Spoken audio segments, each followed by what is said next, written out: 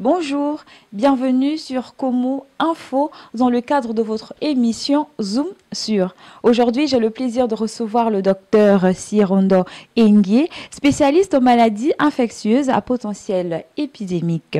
Il fait partie de l'équipe de chercheurs à avoir découvert un nouveau génotype du virus de la rougeole au Gabon, intervenant 34 ans après la description d'un génotype dénommé B2 lors d'un foyer à Libreville en 1984.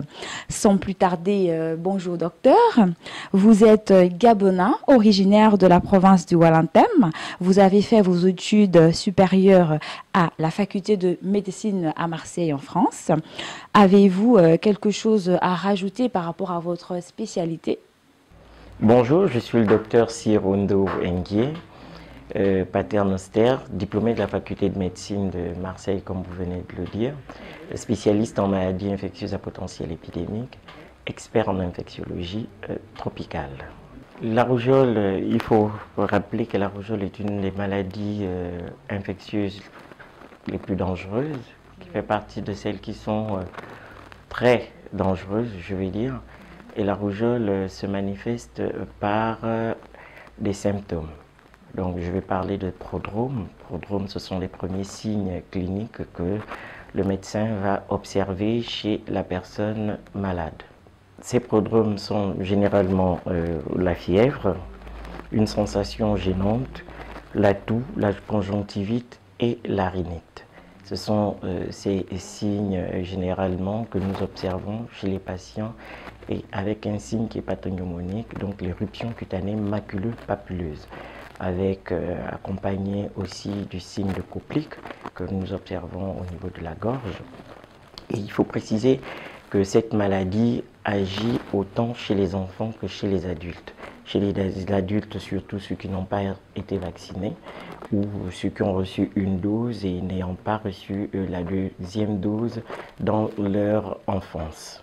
Et nous avons fait une vaste enquête épidémiologique au niveau du sud-est du Gabon, donc dans les deux grandes principales villes, Franceville et Mwanda, dont 8 établissements sanitaires ont participé à cette grosse étude. Nous avons fait une étude épidémiologique et moléculaire et la caractérisation moléculaire du virus de la rougeole réémergent chez les enfants et chez les adultes au Gabon.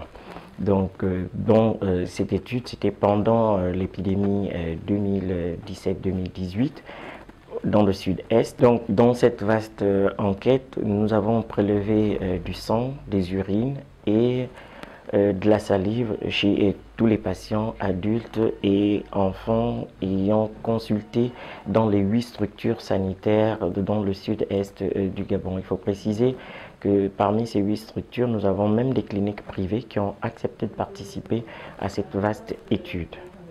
Déjà, il faut comprendre une chose, c'est que lors de cette vaste enquête épidémiologique, nous avons réalisé à la suite de ces prélèvements, nous avons fait ce qu'on appelle la biologie moléculaire.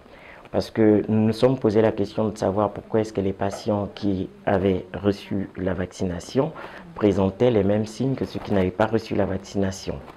Donc, nous avons 4 groupes de personnes. Nous avons ceux qui n'avaient pas reçu de vaccination dans le premier groupe, ceux qui avaient reçu une dose de vaccin, ceux qui avaient reçu les 2 doses et ceux qui avaient un statut vaccinal non déterminé.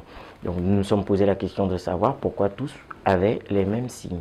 C'est ce qui nous a amené à aller faire la biologie moléculaire pour comprendre exactement ce qui était en train de circuler dans le sud-est du Gabon. Et à cela, lorsque nous avons fait des tests, nous avons trouvé et confirmé que c'était bel et bien de la rougeole. Et cette rougeole confirmée, nous avons trouvé un nouveau génotype différent du génotype qui avait été retrouvé en 1984 lors du foyer, comme vous l'avez précédemment dit. Et ce nouveau génotype, c'est le B3 que nous avons trouvé et qui est endémique en zone tropicale, donc je vais dire en Afrique. Oui, docteur, après la découverte de ce nouveau génotype dans la province du Haut-Ogooué, avez-vous parcouru les autres provinces du Gabon pour savoir si le virus s'était déjà manifesté? Oui, nous n'avons pas réalisé le tour du Gabon pour faire la caractérisation de ce virus de la rougeole circulant qui est réémergent au niveau du Gabon, tout simplement par manque de financement. Parce qu'il faut comprendre que cette étude a été faite au bout d'une thèse. Donc c'est le financement de la thèse qui a permis l'aboutissement de cette étude-là. Et aujourd'hui, je profite de lancer un appel aux autorités, au pouvoir public, de telle sorte que ce type d'études, donc l'épidémiologie et la caractérisation moléculaire de ce virus de la rougeole réémergent au Gabon chez les enfants et chez les adultes puissent continuer. Donc trouver un financement pour pouvoir faire la caractérisation à OIM, pour pouvoir faire la caractérisation dans toutes les provinces, pour que nous ayons une carte au niveau du Gabon, pour que nous puissions savoir qu'à Libreville, on a le B3, dans le Haut-Ogooué, donc principalement à Franceville, nous avons le B4. Et Franceville, pourquoi nous avons aussi choisi la ville de Franceville? C'est parce que nous avons un centre international de référence au niveau de Franceville. Ce centre qui est reconnu mondialement et qui donne des résultats probants. Et le centre international de Franceville aussi, il faut le préciser, est le centre de référence pour les maladies infectieuses à potentiel épidémique, donc c'est-à-dire Ebola, le chikungunya, la dengue et j'en passe. Comme je le disais au début, vous faites partie d'une jeune équipe de chercheurs. Pouvez-vous nous donner la composition de cette équipe? Notre équipe de chercheurs est composée comme suit. Nous avons des professeurs de médecine, nous avons également des maîtres assistants, et des biologistes, des épidémiologistes et des médecins. Aussi, j'aimerais préciser que dans peu de temps, nous aimerons mettre en place une caravane pour pouvoir faire le tour, un tout petit peu, une caravane médicale, je le précise, pour pouvoir faire le tour au niveau d'abord de Libreville, dans différents quartiers où nous allons rencontrer les populations, parce que l'un des objectifs du chef de l'État, c'est pouvoir prendre en charge la population au niveau de la santé. Je remercie le chef de l'État, son Excellence Ali Bongo Ondimba, pour tout ce qu'il fait, et avec les hôpitaux que nous avons aujourd'hui, des hôpitaux de pointe, et des médecins qui prennent soin de la population.